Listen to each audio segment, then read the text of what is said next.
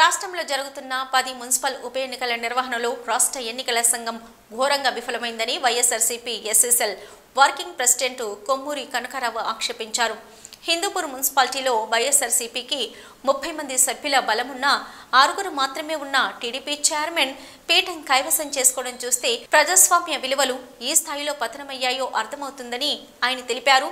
CM Chandrababu ఆదేశాలతో కూటమి నాయకులు వైఎస్ఆర్సీపీ సభ్యుల ఆస్తులను ధ్వంసం చేసి బెదిరింపులకు దిగడం, కుటుంబ సభ్యులను కిడ్నాప్ చేయడం ద్వారా అరాచకాలు సృష్టిస్తున్న పోలీసులు మాత్రం చేష్టలుడిగి చూస్తున్నారని ఆగ్రహం వ్యక్తం చేశారు. తిరుపతిలో బీసీ మహిళ అయిన మేయర్ శిరీషపై దళిత ఎంపీ గురుమూర్తిపై దాడులు చేయడం ఏహమైన చర్య అన్నారు. అదేవిధంగా ఎక్కడైతే వివాదం ఉన్నటువంటి చోట, అదేవిధంగా ఎక్కడైతే ఎన్నికల్లో అశాంతి నెలకొల్దని చెప్పేసి దాని మీద పోలీసు పగడ్బందీగా ఏర్పాటు చేసి సజావుగా ఎన్నిక నిర్వహించమని చెప్పేటువంటి పరిస్థితిలో 24 గంటలు గడిచినప్పటికీ కూడా ఇంత మటుకి ఎలక్షన్ కమిషన్ పూర్తిగా ఎన్నికల జరపడంలో విఫలమైన దానికి ఇది సాక్ష్యం చెప్పి సందర్భంగా తెలియజేస్తా ఉన్నాం.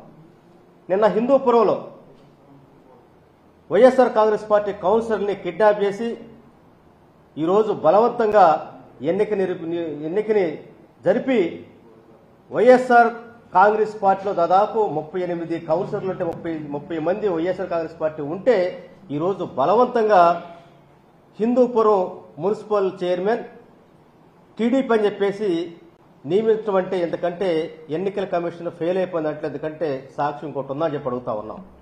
మీ సందర్భంగా బాలకృష్ణ గారు అడుగుతా ఉన్నాం, అయ్యా నువ్వు సినిమాలోని డాకు మహారాజువా లేక నిజ జీవితంలో నువ్వు న్యాయబద్ధంగా వ్యవహరించవా, ఒక అరాజకవాదం అనేది ఎందుకంటే సాక్ష్యం ఏం కావాలని చెప్పి అడుగుతా ఉన్నాం. ఈరోజు రాష్ట్రంలో ఒక ప్రజాస్వామ్యబద్ధంగా ప్రజలు ఎన్నుకొని ఒక పార్టీ సింబల్ మీద ఎన్నికటువంటి కార్పొరేటర్ని, అదేవిధంగా కౌన్సిలర్లని ఈరోజు భయపెట్టి, అదేవిధంగా ప్రలోభాలకు గురి చేసి లేదంటే దాడులు చేసి ఈరోజు బలవంతంగా టీడీపీకి అనుకూలంగా ఎన్నిక చేయించుకోవటం అంటే ఇది ఒక దారుణమైనటువంటి రెడ్ బుక్ రాజ్యాంగానికి సాక్ష్యం అని చెప్పి తెలియజేస్తా ఉన్నాం.